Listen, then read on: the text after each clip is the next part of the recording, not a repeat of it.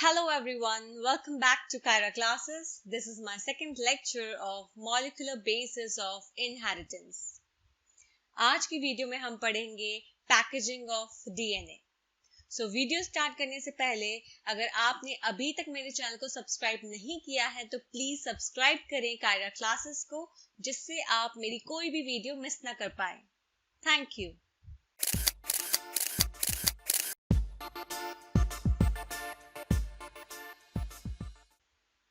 So start करते हैं अपने पहले topic packaging of DNA helix से. जो डिस्टेंस होता है दो कॉन्जिक्यूटिव बेस पेयर्स के बीच में वो होता है 0.34 नैनोमीटर जो हम लेके चलते हैं. तो बेसिकली अगर मैं मीटर में बात करूं तो ये डिस्टेंस हो जाता है 0.34 into 10⁻⁹ मीटर.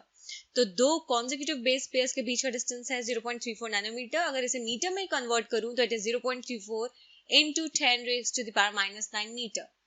तो अगर हमें डीएनए डबल हेलिक्स का लेंथ पता करना है एक टिपिकल मैमेलियन सेल में, एक मैमेलियन सेल में जो डीएनए डबल हेलिक्स होता है उसकी कितनी लेंथ है, वो कितना लंबा होता है, तो उसे सिंपल हम कैलकुलेट कर सकते हैं. कैसे? जो total number of base pairs है उनको मल्टीप्लाई करना है हमें जो डिस्टेंस प्रेजेंट है दो कॉन्जिक्यूटिव बेस पेयर्स, जो कि मैंने आपको बताया था 0.34 into 10⁻⁹ मीटर के साथ. अगर मैं बात करूं एक टिपिकल मैमेलियन सेल का जो डीएनए डबल हेलिक्स है उसमें जो total number of base pairs होते हैं वो 6.6 into 10⁻⁹ बेस पेयर्स होते हैं. Total number of base pairs जो प्रेजेंट है वो 6.6 into 10⁻⁹ बेस पेयर्स प्रेजेंट है. तो सिंपल, अगर मैं in total number of base pairs को किसके साथ मल्टीप्लाई कर दूं, जो डिस्टेंस है दो कॉन्जिक्यूटिव बेस पेयर्स के बीच में जो कि 0.34 into 10⁻⁹ मीटर पर बेस पेयर है, अगर मैं इसे मल्टीप्लाई करूं तो मुझे अप्रोक्सीमेटली जो लेंथ पता चलेगी वो 2.2 मीटर्स के अराउंड आएगी. प्रोकैरियोट्स में जैसे कि एग्जांपल ई कोलाई बैक्टीरिया, उसमें एक डिफाइंड न्यूक्लियस नहीं होता है. तो जो डीएनए होता है वो पूरे सेल में स्कैटर्ड नहीं होता है. तो डीएनए जो है वो नेगेटिवली चार्ज होता है, तो वो कुछ प्रोटीन्स के साथ होता है और वो प्रोटीन्स पॉजिटिव चार्जेस की होती हैं उस रीजन में जिसे हम कहते हैं न्यूक्लियोइड. ओके, तो DNA is held with some proteins in a region termed as nucleoid. तो डीएनए खुद नेगेटिवली चार्ज है और वो कुछ प्रोटीन्स के साथ होता है जो कि पॉजिटिव चार्जेस होती हैं रीजन में, जिससे हम टर्म देते हैं न्यूक्लियोइड. जो डीएनए है न्यूक्लियोइड में वो बहुत ज्यादा लार्ज लूप्स में ऑर्गेनाइज्ड होता है, जो कि कौन बनाता है? प्रोटीन्स, जो होल्ड करके हेल्ड करके रखता है प्रोटीन्स. यूकैरियोट्स में ये जो ऑर्गेनाइजेशन है ये कुछ ज्यादा कॉम्प्लेक्स होता है. There is a set of positively charge basic proteins called histones. यहाँ पे यूकैरियोट्स में क्या होता है? पॉजिटिवली चार्ज बेसिक प्रोटीन्स का एक सेट होता है जिन्हें हम कहते हैं हिस्टोन्स. और ये जो हिस्टोन्स होती हैं ये बेसिक अमीनो एसिड रेसिड्यूज में काफी, ये जो हिस्टोन्स है बेसिकली इसमें क्या क्या होता है, इसमें ज्यादातर basic amino acid residues present होती हैं, लाइसीन्स and आर्जिनिन्स. Both the amino acid residues carry positive charges in their side chains. Histones are organized to form a unit of 8 molecules called as histone octamer. The negatively charged DNA is wrapped around the positively charged histone octamer to form a structure called nucleosome. A typical nucleosome contains 200 base pairs of DNA helix. ये दोनों amino acid जो lysine है और arginine है, okay, जो ये histone proteins हैं ये किसमें रिच होती हैं? इनमें क्या ज्यादा होता है? बेसिक अमीनो रेसिड्यूज लाइसीन्स और आर्जिनिन. तो ये दोनों अमीनो एसिड के जो रेसिड्यूज हैं ये पॉजिटिव चार्जेस कैरी करते हैं अपने साइड चेन्स में. और हिस्टोन जो होता है वो इस तरह से ऑर्गेनाइज होता है कि एक 8 मॉलिक्यूल का यूनिट बनाता है. एक 8 मॉलिक्यूल्स, एक 8 मॉलिक्यूल्स का यूनिट बनाता है हिस्टोन्स, जिसे हम कहते हैं हिस्टोन ऑक्टेमर. ये जो नेगेटिवली चार्ज डीएनए है ये रैप्ड होता है इस पॉजिटिवली चार्ज हिस्टोन ऑक्टेमर के अराउंड, जिससे स्ट्रक्चर बनता है न्यूक्लियोसोम. तो सिंपल, डीएनए जो नेगेटिवली चार्ज है जब उसे हम रैप कर देंगे किससे, जब वो रैप हो जाएगा around the positively charge histone octamer तो एक स्ट्रक्चर बनाता है जिसे हम कहते हैं न्यूक्लियोसोम. एक टिपिकल न्यूक्लियोसोम में 200 बेस पेयर्स होते हैं डीएनए हेलिक्स के. Nucleosomes constitute the repeating unit of a structured nucleus called chromatin. Thread-like stained, colored bodies seen in nucleus. The nucleosomes in chromatin are seen as beads on string structure when viewed under electron microscope. तो ये जो nucleosomes हैं ये एक तरह से repeating unit होता है ओके, एक रिपीटिंग यूनिट होता है स्ट्रक्चर का जो न्यूक्लियस में प्रेजेंट होता है, जिसे हम कहते हैं क्रोमैटिन। और ये thread like stain coloured bodies होती हैं जो कि न्यूक्लियस में देखने को मिलती हैं। न्यूक्लियोसोम्स जो होते हैं क्रोमैटिन में, वो किस तरह से दिखते हैं? इस तरह से जैसे स्ट्रिंग पे बीड्स हों, ओके, उस तरीके से दिखते हैं, मोती जैसे, जैसे स्ट्रिंग पे मोती होती हैं, इस तरह से ये न्यूक्लियोसोम्स जो है वो क्रोमैटिन में दिखते हैं अगर हम इसे इलेक्ट्रॉन माइक्रोस्कोप के अंदर देखें इसका structure. Now you can see the diagram of nucleosome. तो यहाँ पे मैंने आपको दिखाया ये जो है ये डीएनए है जो नेगेटिवली चार्ज्ड है, ओके, और ये वाला जो है ये कोर है, हिस्टोन मॉलिक्यूल्स का ये क्या बना रहा है? कोर बना रहा है, ओके।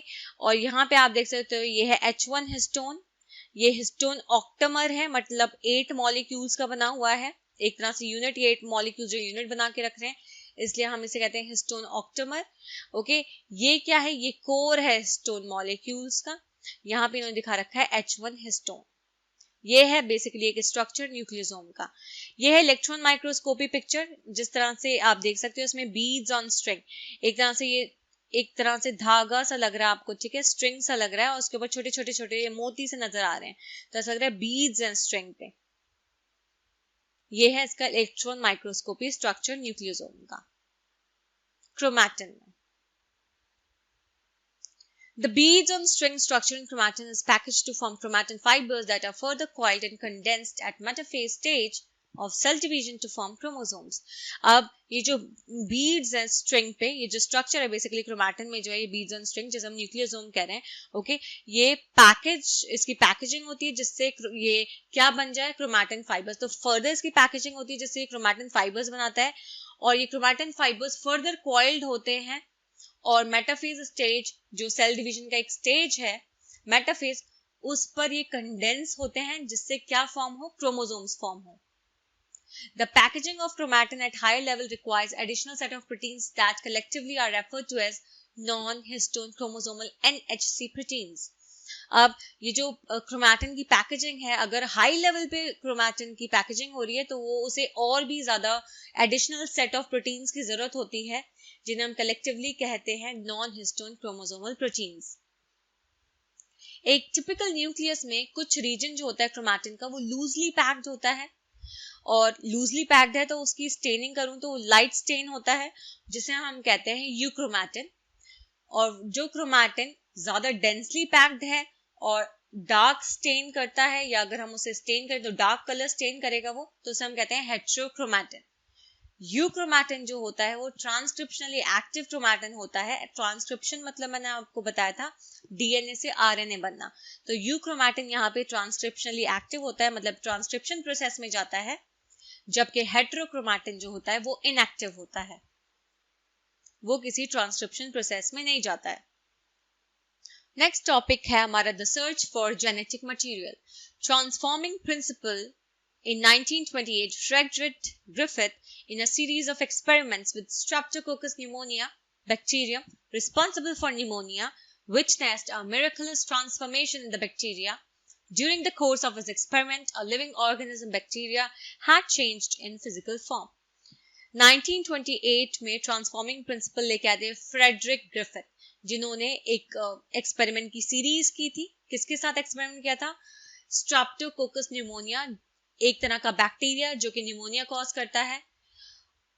इन्होंने इस एक्सपेरिमेंट में देखा कि एक मिरेकलस ट्रांसफॉर्मेशन हुआ है बैक्टीरिया में, मतलब बैक्टीरिया में क्या हुआ है? एक ट्रांसफॉर्मेशन देखा गया है। एक्सपेरिमेंट के टाइम क्या हुआ था, या एक्सपेरिमेंट के कोर्स के टाइम एक लिविंग ऑर्गेनिज्म बैक्टीरिया जो है वो अपने फिजिकल फॉर्म को चेंज कर पाया था। स्ट्रेप्टोकोकस न्यूमोनिया, जिसे हम न्यूमोकोकस बैक्टीरिया भी कहते हैं, ये ग्रोन किया था, इन्हें ग्रो किया गया था कल्चर प्लेट पे। कुछ ने प्रोड्यूस की थी स्मूथ शाइनी कॉलोनीज जिसे एस से डिनोट किया गया, जबकि कुछ ने प्रोड्यूस की थी रफ कॉलोनीज जिन्हें आर से डिनोट किया गया।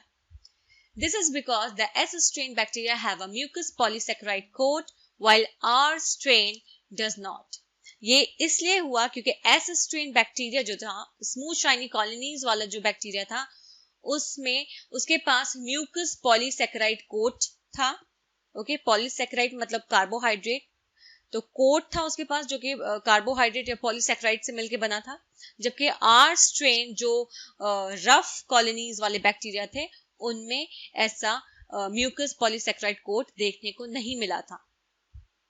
माइस को इन्फेक्ट किया गया था एस स्ट्रेन के साथ जो वायरलेंट थे, ठीक है, die from pneumonia infection but mice infected with the R strain do not develop pneumonia। तो mice को इन्फेक्ट किया गया S strain से, मतलब स्मूथ शाइनी कॉलोनीज स्ट्रेन से जो कि वायरलेंट थे। इसका मतलब इन्होंने क्या किया, इन्होंने माइस को न्यूमोनिया किया, मतलब माइस को न्यूमोनिया हुआ और जिसकी वजह से माइस मर गया, न्यूमोनिया इन्फेक्शन होने की वजह से माइस मर गया because of this S strain. लेकिन माइस को जब इन्फेक्ट किया गया आर स्ट्रेन के साथ तो माइस ने कोई न्यूमोनिया डेवलप नहीं किया था। Griffith was able to kill bacteria by heating them. Griffith ने क्या किया, ग्रिफिथ ने बैक्टीरिया को किल किया उन्हें हीट करके। तो उन्हें बेसिकली ग्रिफिथ ने क्या किया, बैक्टीरिया को हीट करना स्टार्ट किया, तो उससे क्या हुआ, बैक्टीरिया किल हो गए, मर गए। फिर उन्होंने ऑब्जर्व किया कि heat killed S strain bacteria injected into mice did not kill them. फिर इन्होंने क्या किया, जो एस स्ट्रेन जो पहले एस स्ट्रेन था अब वो हीट किल्ड एस स्ट्रेन बन गया क्योंकि उन्होंने बैक्टीरिया को हीट करके किल कर दिया था। तो अब ये जो एस स्ट्रेन है वो heat killed S strain bacteria हो गए। तो जब heat killed S strain bacteria को माइस में इंजेक्ट किया गया तब माइस नहीं मरे थे। When he injected a mixture of heat-killed S and live R bacteria, the mice died. जब उन्होंने दोनों का मिक्सचर मतलब heat-killed S strain और live जिंदा जो R बैक्टीरिया का स्ट्रेन था, रफ बैक्टीरिया का स्ट्रेन था, उन दोनों को जब मिक्स करके मिक्सचर उनका डाला, मतलब सॉरी इंजेक्ट किया माइस में, ओके, तो क्या देखा उन्होंने कि जो माइस है वो डाइड, माइस मर गए थे, ओके।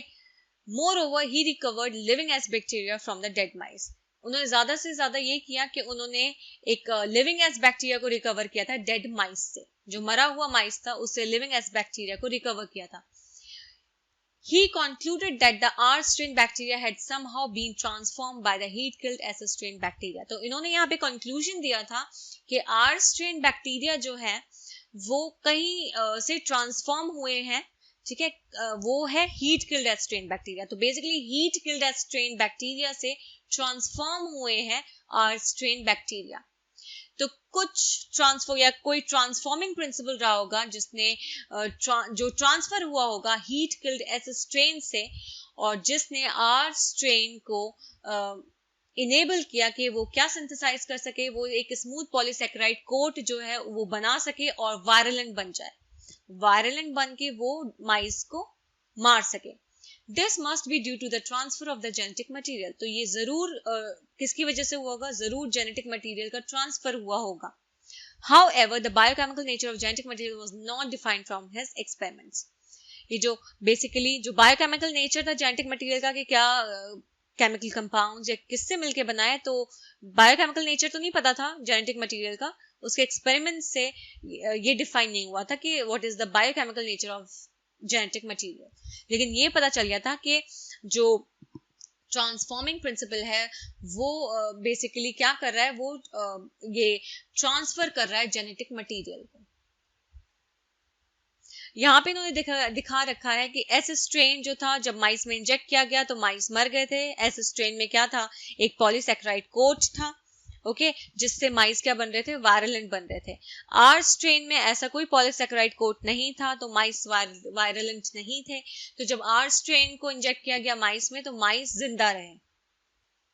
फिर यहाँ पे इन्होंने एस स्ट्रेन, जब एस स्ट्रेन को हीट किल किया, मतलब जब उन एस स्ट्रेन के बैक्टीरिया को हीट किल किया तो उन्होंने देखा कि फिर जब माइस में इंजेक्ट किया फिर उन्होंने देखा माइस जो है अब जिंदा है, अब वो मर नहीं रहे क्योंकि अब हीट किल्ड एस स्ट्रेन को इंजेक्ट किया जा रहा है माइस में, तो माइस यहाँ पे जिंदा है। जब एस स्ट्रेन को इंजेक्ट किया जा रहा था माइस में तो माइस वहां पे मर रहे थे। अब लास्ट में उन्होंने क्या किया, मिक्सचर को लिया, एस स्ट्रेन हीट किल्ड को और आर स्ट्रेन लाइव को। तो जब इन्होंने इन दोनों का मिक्सचर माइस में इंजेक्ट किया तो इन्होंने देखा माइस यहाँ पे मर रहे थे। तो फिर इन्होंने यहाँ से कंक्लूजन दिया था कि जरूर जेनेटिक मटेरियल का ट्रांसफर हुआ है, मतलब S strain heat killed bacteria से जो जेनेटिक मटेरियल है वो ट्रांसफर हुआ है आर स्ट्रेन बैक्टीरिया में, जिससे आर स्ट्रेन बैक्टीरिया जो है वो पॉलीसैकेराइड कोट बना पा रहा है और क्या बन रहा है, वायरलेंट, और फाइनली ये क्या कर रहा है, माइस को मार रहा है। सो नेक्स्ट टॉपिक है हमारा biochemical characterization of transforming principle. Prior to the work of Oswald Avery, Colin MacLeod and Maclean McCarthy, the genetic material was thought to be a protein. तो इन्होंने ये जो कॉलिन मैक्लॉयड है, McLean McCarthy है, इन्होंने ये माना था कि जो जेनेटिक मटेरियल है वो जरूर प्रोटीन रहा होगा. उन्होंने काम किया था किस पे? बेसिकली उन्होंने काम किया था बायोकेमिकल नेचर जो था ट्रांसफॉर्मिंग प्रिंसिपल का, जो कि ग्रिफिथ एक्सपेरिमेंट में यूज किया गया था. ट्रांसफॉर्मिंग प्रिंसिपल, उसका बायोकेमिकल नेचर जानने के लिए काम किया था. तो उन्होंने बायोकेमिकल्स प्योरीफाई किए थे हीट किल्ड एस सेल्स से. तो उन्होंने हीट किल्ड एस सेल्स से प्रोटीन लिया, डीएनए लिया, आरएनए लिया, उनको प्योरीफाई किया, जिससे वो ये देख सके इन तीनों में वो कौन एक था जिसने लाइव आर सेल्स को ट्रांसफॉर्म किया था एस सेल्स में. बाद में उन्होंने ये डिस्कवर किया कि डीएनए अकेला ही एस बैक्टीरिया से आर बैक्टीरिया को ट्रांसफॉर्म कर रहा था. उन्होंने और भी प्रोटीन डाइजेस्टिंग एंजाइम, जिन्हें हम प्रोटीएजेस कहते हैं, आरएनए डाइजेस्टिंग एंजाइम्स आरएनएजेस कहते हैं, वो भी डिस्कवर किए थे कि ये प्रोटीन डाइजेस्टिंग एंजाइम प्रोटीएजेस और आरएनए डाइजेस्टिंग एंजाइम्स आरएनएज जो हैं वो ट्रांसफॉर्मेशन को अफेक्ट नहीं कर रहे थे. तो जो ट्रांसफॉर्मिंग सब्सटेंस था वो ना ही प्रोटीन था और ना ही आरएनए था. डीएनए के साथ अगर डाइजेशन कराया जा रहा था तो डीएनए ऑब्वियसली क्या हो गया, ये भी एंजाइम हो गया जो डीएनए को डाइजेस्ट करेगा. तो डीएनए के साथ डाइजेशन कराया गया तो उससे क्या हो रहा था, ट्रांसफॉर्मेशन रुक रहा था. तब जाके ये पता चला कि डीएनए है जिसने ट्रांसफॉर्मेशन किया होगा. इससे उन्होंने ये बात कंक्लूड की कि डीएनए जो है वो हेरिडिटरी मटेरियल है. लेकिन सारे के सारे बायोलॉजिस्ट जो हैं वो कन्विंस नहीं हो पाए थे. So this is all for today's video. I hope आपको वीडियो पसंद आया हो. नेक्स्ट वीडियो में हम पढ़ेंगे The genetic material is DNA and properties of DNA. Thank you for watching and please subscribe my channel for more videos. Thank you.